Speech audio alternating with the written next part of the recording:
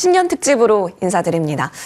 일단 오늘 시장에서 이렇게 이거래일인데요. 올해 들어서 굉장한 기염을 토해내고 있습니다.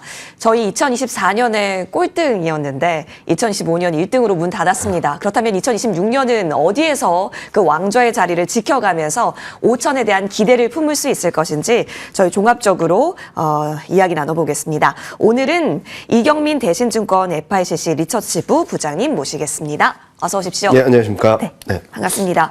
오늘 시장까지 딱 보고 기분이 참 좋으셨을 것 같은데 어떠셨어요, 부장님? 일단은 저희가 연초부터 좀 셀 수 있다라는 네. 생각을 하긴 했는데 이렇게 강할 줄은 저희도 상상하지 못했던 것 같습니다. 시장 분위기를 보면 작년 25년 9월, 10월장 흐름과 굉장히 비슷하지 않나라는 생각을 하거든요. 그때 보면은 9월달, 그러니까 7, 8월달 박스권에 갇혀있던 코스피가 반도체를 중심으로 한 실적 전망 상향 조정이 시작되면서 치고 올라갔고 딱 두 달 만에 30% 넘게 저점 대비 올라갔거든요. 아마 이런 흐름들과 비슷한 패턴이 나타나고 있다는 측면에서 시장에서는 반도체 중심의 상승 추세 좀 계속적으로 지속될 것으로 생각을 하고 있습니다. 네, 기분이 좋네요. 네. 그렇다면 이렇게 지속된다면 2026년 저희가 핵심으로 볼 수 있는 키워드는 어떻게 볼 수 있을지 정말 우리 부장님 마음속에서도 5천이란 네. 숫자를 어느 정도 목표를 세워놓고 시나리오 작성하고 계신지도 궁금해요. 시나리오 작성한다기보다는 저희가 예상하는 것들을 놓고 본다면 네. 5천은 그냥 가는 그림이라고 생각하고 있고 저희는 상반기 중에 5,300선까지 열려 있다라고 생각하고 있습니다. 최근 실적 전망 흐름들을 보게 된다면 좀 빨라질 가능성까지 열려 있다라고 생각하고 있는데요. 12개월 선행 EPS가 1월 들어서, 그러니까 26년 새해를 들어서 420까지 올라갔습니다. 420이라고 한다면 12개월 선행 PR 10배가 4,200이란 거죠. 그 중심에 반도체가 있습니다. 또다시 반도체가 있는데요. 제가 몇 주 전만 하더라도 전자와 닉스 합쳐서 26년 영업이익이 200조가 될까요? 라고 물어보셨는데 거의 기정사실화된 듯한 모습들을 보여주고 있고요. 그에 힘입어서 12개월 선행 EPS 상승세가 지속되고 있다라고 보시면 될 것 같습니다.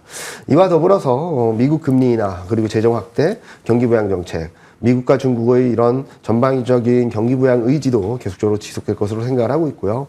실적과 그리고 폴리시 믹스라고 하는 금리 인하와 재정 확대의 조화, 이와 더불어서 그동안 좀 시장을 불안정하게 만들었던 원달러율이 안정되고 있다는 측면에서 외국인 수급까지 겸비하게 된다면 저희는 5천선은 상반기 중에 충분히 갈 수 있는 레벨이고 빠르면은 1분기 중에 도달할 수 있는 레벨이다라고 생각하고 있습니다. 1분기까지 가장 그렇다면 에너지를 응축할 수 있는가 이 부분을 저희가 잘 보면 좋겠습니다. 확실히 AI 쪽에 있어서도 올해는 뭔가 성과면에 있어서 조금 더 이어질까 이 부분도 좀 궁금하긴 한데요. 부장님 그러면 의견 한번 들어볼게요. 12월 말에 저희에게 리포트 보여주신 거에 따르면 이번에는 가치 창출의 해가 될 수 있을 것이다라고 얘기해 주셨는데 그렇다면 AI 중에서도 수익성이 좀 나는 쪽으로 포커스를 가져가야 된다라는 의미일까요? 한때 11월, 12월 달에 AI 버블에 대한 논란이 있었긴 했죠. 근데 저희가 보기에는 버블은 아니다라고 생각합니다. 12개월 선행 PER을 보면은 나스닥도 그렇고 그리고 필라델피아 반도체도 그렇고 고점이 낮아지고 있습니다. 무슨 말씀을 드리냐면 실적보다 주가가 덜 올라갔다는 얘기거든요. 그런 상황에서 버블이다? 그 가능성 굉장히 낮다라고 생각하고 있고요.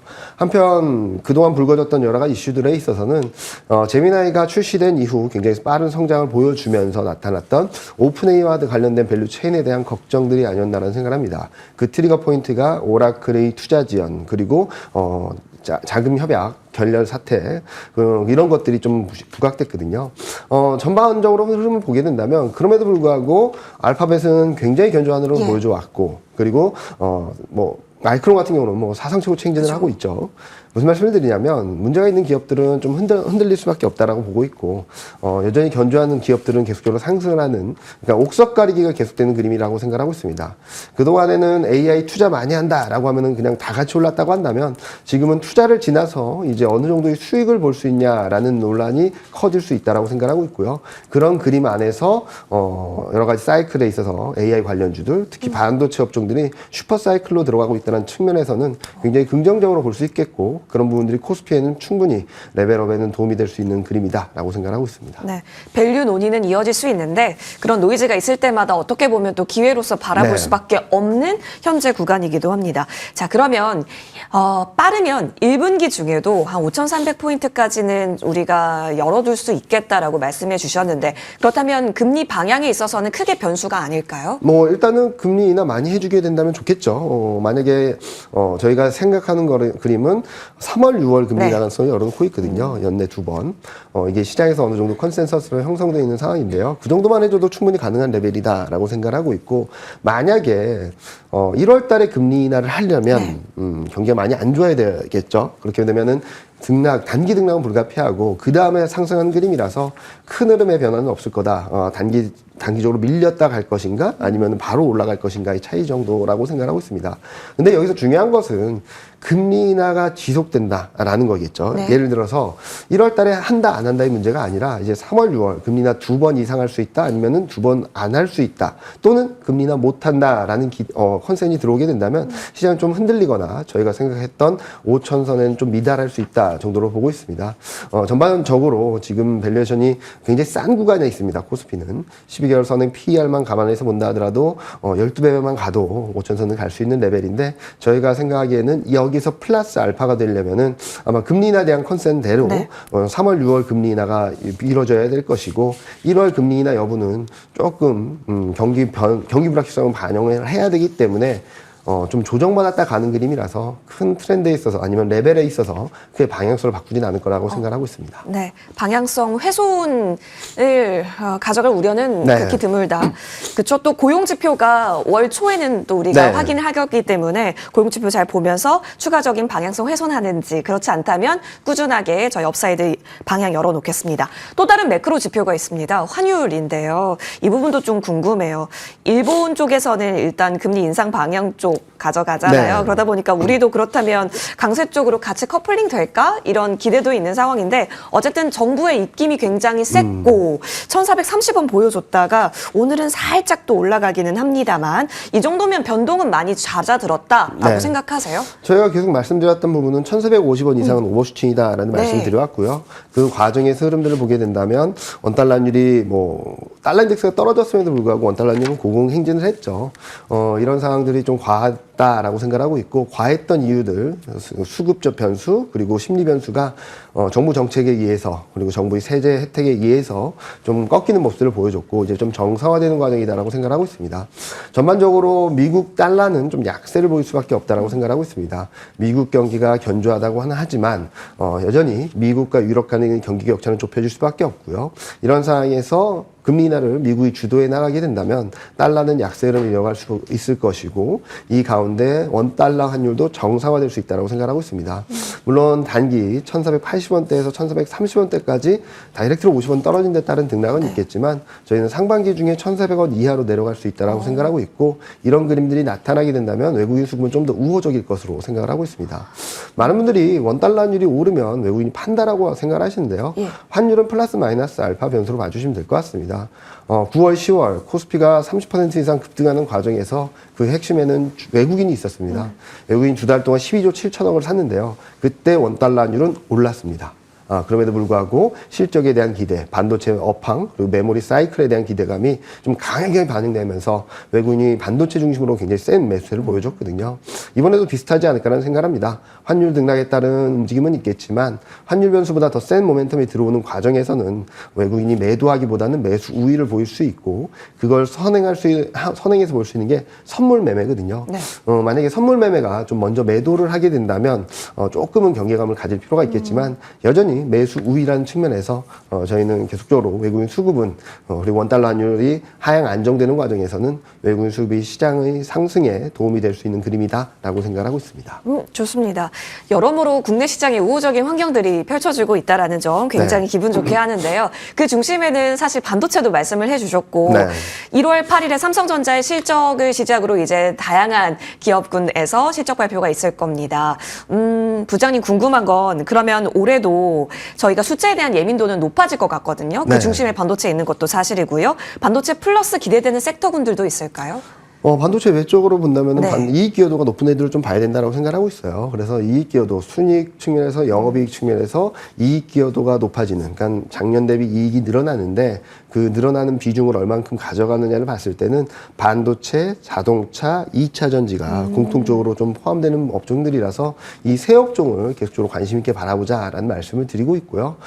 실적은 늘어나는데 여전히 눌려있는 대표적인 업종은 또 인터넷하고 제약바이오입니다. 예. CES와 맞물려서 좀 주목을 받을 수도 있겠지만 지금 채권 금리가 좀 국채 금리가 급등한 데 따라서 눌려 있었거든요.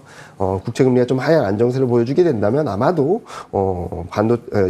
인터넷과 제약바이오도 좀 주목을 받을 수 있어서 저희가 핵심 업종으로 보는 것은 반도체, 2차 전지, 자동차, 인터넷, 제약바이오 요 5개 업종을 보고 있으니까 한번 관심 있게 바라보신다면 견조하게 탄탄하게 흘러가는 그림이 나타날 수 있고 최근까지 좀 소외됐다 하더라도 언제든지 주목받을 수 있는 그런 실적과 밸류에이션과 그리고 업황 모멘텀을 갖고 있다라고 생각하고 있습니다. 반도체 이해로 봤을 때 굉장히 다양한 섹터군 커버해 주셨는데 코스닥 활성화 정책에 대한 기대도 같이 투영시켜서 네. 지금 좀 같이 보시는 저도 궁금합니다. 사실 그 중심에서 작년 하반기 때 많이 끌어줬던 쪽은 로봇이었는데 네. 오늘 로봇은 좀 수급이 이탈되는 경향도 보입니다. 근데 우리 부장님께서는 이제 피지컬 AI가 결국은 AI가 가는 종착지라면 맞습니다. 우리가 무시할 수 없는 키워드는 맞잖아요. 네. 이럴 때 활용 구간으로 생각하세요? 아까서도 말씀드렸지만, 기대감이 많이 올랐다가 좀 현실화되는 과정에서 조정을 받을 수밖에 없겠죠. 그런 등락 과정인지 추세가 바뀌었다라고 보지는 않고 있습니다. 다만, 앞서 AI 산업 사이클에서도 말씀드렸던 것처럼 현실화되는 과정에서 한 단계 한 단계 갈 때마다 아마 실적 측면에서의 옥석 가리기는 계속될 수밖에 없다라고 생각합니다. 처음에는 다 같이 좋게 움직였다가 그 다음 스텝에서는 실적이 되는 업종들 그리고 모델이나 아니면 제품이 나올 수 있는 기업들 중심으로 이렇게 모여서 갈 수밖에 없거든요. 이런 과정들에 있어서 실적 그리고 실적 가시성 그리고 제품이 얼만큼 팔릴 수 있는지에 대한 아웃라인 그런 것들이 나오게 되는 기업들로 좀 집중할 필요가 있다라는 말씀을 드리고 있고요. 로봇은 빼놓을 수도 없습니다. 저희가 자동차를 추천드리는 데 있어서도 로봇 관련된 이슈도 좀 주목하고 있고요. 올해 CES를 보면은 반도체 기업보다도 자동차 기업들이 더 많이 갔습니다. 그와 맥락을 다 있다라고 생각하게 된다면 단순하게 로봇이다라는 것보다도 로봇을 실현화할 수 있는 기업들 특히 자동차 기업들에 한번 관심을 가져보셔도 좋지 않을까 생각을 하고 있습니다. 그러면 바퀴 달린 로봇이 사실 자율주행인데 그쪽 네. 키워드까지 저희는 같이 올해를 잘 봐야 되는 것도 맞겠네요. 네, 맞습니다. 자동차 생산 라인과 그리고 로봇 생산 구조가 좀 굉장히 비슷하거든요. 그래서 너도 나도 로봇 관련주에 뛰어드는 거 있고 그 핵심에는 현대차가 있지 않을까라는 생각을 하고 있어서 그런 기업들에 계속적으로 관심을 가지실 필요가 있겠고요. 이번 CES에서도 자동차 기업들이 굉장히 많은 발표를 합니다. 그런 것들이 어느 정도 현실화될 수 있는지에 따라서 다시 한번 시동을 걸 수 있다는 측면에서 로봇주가 오늘이나 최근 단기적으로 좀 등락이 있다 하고 매물 소화 과정을 거친다 하더라도 버릴 게 아니라 이런 기회를 좀 더 옥석 가리게 하고 그리고 좀 더 집중하는 기회로 매수하는 기회로 삼았으면 좋겠다라는 말씀드리겠습니다. 좋습니다. 지금 어찌 보면 성장에 대한 무게감을 갖고 가시권이 나타나고 있는 올해인 것 같아서 투자할 때 더 재미있게 우리도 기대하면서 할 수 있을 것 같습니다. 근데 또 하나의 재료가 나타났습니다. 우주까지 나타났는데 이거 굉장히 궁금하네요. 왜냐하면 정부 주도에서 민간 주도로 갔다라는 게 굉장한 포인트라고 생각을 하고 계시는 것 같고 또 재사용이 가능하다는 점에서 비용 절감 이거 무시하지 못하기 때문에 그렇다면 부장님이 바라보시기에 우주는 너무 먼 미래라고 생각하고 투자에 있어서는 그냥 단기 수급으로 활용할지 아니면 올해를 관통하는 스페이스 X라고도 생각한다면 괜찮은 후보군이 될지도 궁금해요. 일단은 국내 항공우주 기업들은 대부분 방산을 그죠. 같이 하고 있잖아요. 그래서 두 가지를 겸비하고 있기 때문에 저는 계속적으로 관심을 가져가야 된다고 생각합니다. 방산을 통해서 어느 정도 기업 이익을 확보해낸 상황에서 미래 성장 산업이라는 항공우주 쪽으로 진출하고 있다는 측면에서 그리고 최근 들어서까지도 어느 정도 성과를 보이고 있다는 측면에서 계속적으로 관심이 필요하다라는 말씀을 드리고 있고요. 스페이스 X IPO가 기대한다고 한다면 좀 더 좋은 탄력을 받을 수도 있겠죠. 다만 IPO가 현실화된다면 어떤 일이 벌어질까? 그래서 저희가 하반기까지 시장을 좀 세게 보지 못하는 이유도 여러 가지가 있긴 한데요. 스페이스X가 IPO하게 된다면 전 세계에 있는 유동성들이 그쪽으로 가지 않을까라는 생각을 하고 있어서 지금은 테마로서 그리고 이슈로서 성장성에 대한 기대감, 그 기대감을 현실화하는 과정에서 주목할 수 있는 부분이지만 좀 길게 본다면 올해 하반기를 보게 된다면 스페이스X IPO가 현실화됐을 때 글로벌 유동성 그리고 관련된 산업에 투입되었던 자금들이 어떤 흐름을 보일지는 좀 경계감을 갖고 바라봐야 된다라는 말씀드리고 싶습니다. 중요한 문제일 것 같아요. 스페이스X가 워낙 기업 가치 평가액이 높아서 다른 걸 팔아서 그쪽으로 가게 될 경우에 유동성에 있어서 어떤 흐름을 보일지 꼭 봐야 한다 의견 받아봤습니다. 부장님 그리고 정말 궁금한 거 여쭤보고 싶은데요. 삼성전자와 SK하이닉스 덕분에 코스피는 5천을 조금 더 근거 있게 꿈꾸게 되었습니다. 네. 근데 코스닥은 정책 기대라는 부분도 있긴 하지만 정말 수급이 그쪽까지 확산이 될 것인가를 놓고는 아직까지는 뚜렷하지 않다고 보이거든요. 시장에서 오르고 있기는 하지만 전반적으로 어느 정도의 비중이 있어서 근거감 있는 힘을 주세요? 저희는 1월, 2월까지는 좀 코스피보다 코스닥이 좀 아웃퍼폼할 가능성도 열려 있다라고 생각하고 있습니다. 과거 흐름을 보면은 1월, 2월은 코스피 등락과 상관없이 코스닥은 2% 이상 상승하는 모습을 평균적으로 보여줘왔거든요.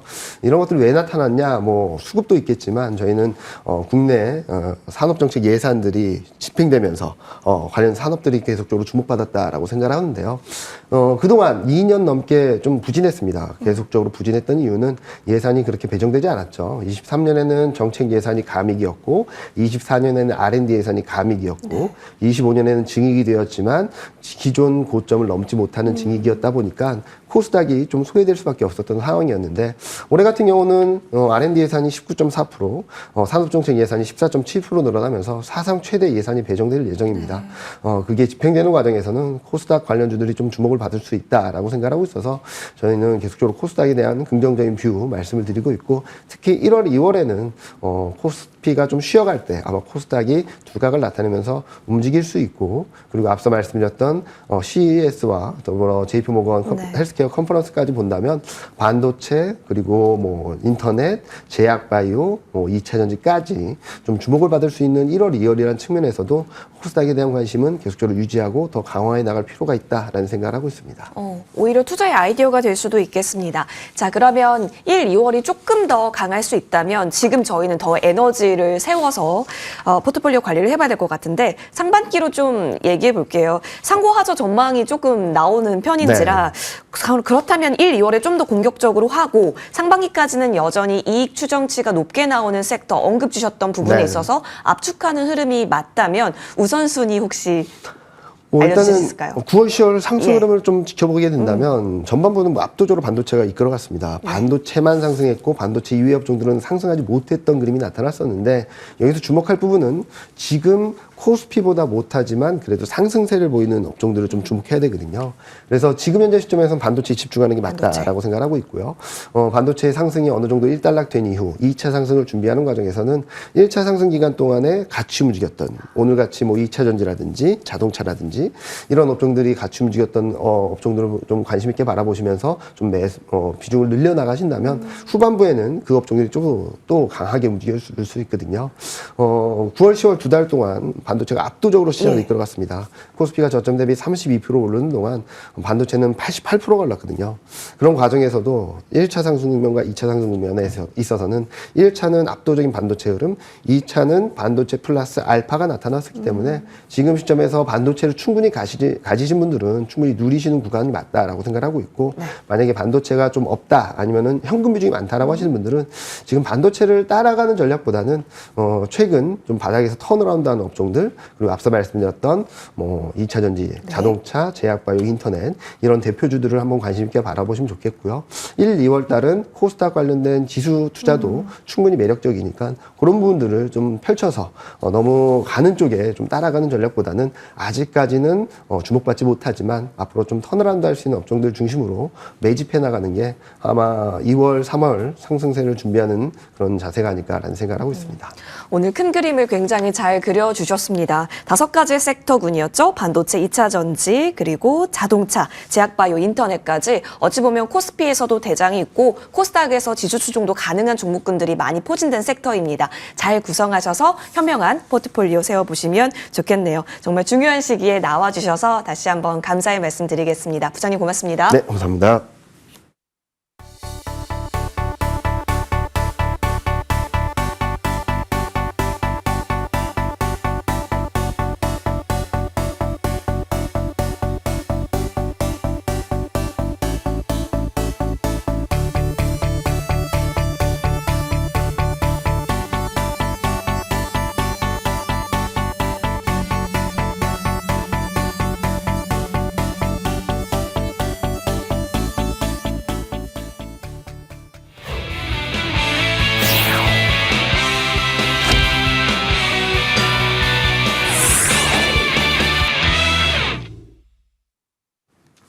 네, 5회 쟁점 바로 이어가겠습니다. 오늘 MTNW 김대준 어드바이저와 함께하는 시간 같습니다.